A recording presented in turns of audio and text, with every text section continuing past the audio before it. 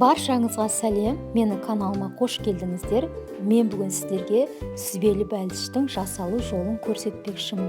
Ол үшін видеомның соңына дейін көрулеріңізді ұсынамын.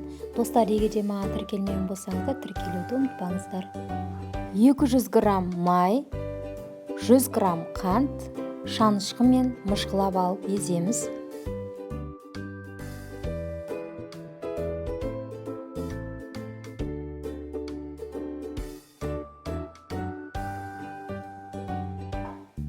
Езіп болған соң бір дана жұмыртқа салып, тағы да езгілейміз.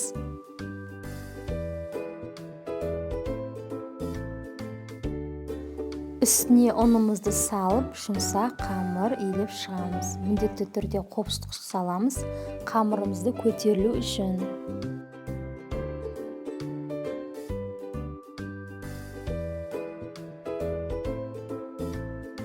Иілеген қамырым осындай жұмсақ, нәзік болып шықты. Біз оны тоңазытқышқа салып қоямыз.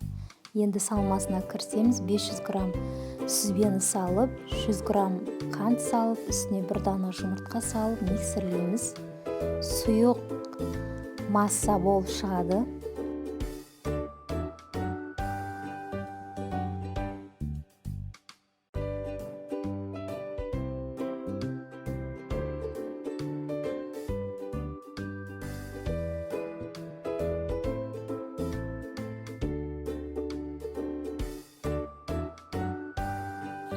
Сүзбеміз осылай сұйық болады. Дем алған қамырымызды тапамызға әдемі форма істеп шығамыз. Видеодағыдай көріп.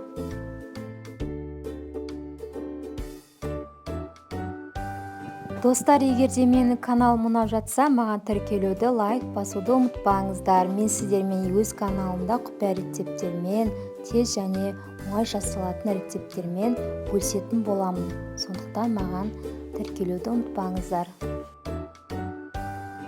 Тападағы қамырымызды осылайша тесіп аламыз. Үстіне жаңағы миксерлеген сүзбемізді құйып, бетін тегістеп шығамыз.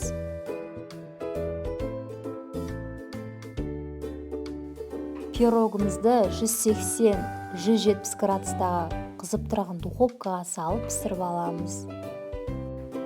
30 минутта пісіп шыққан пирогымыз дайын болды. Ас болсын.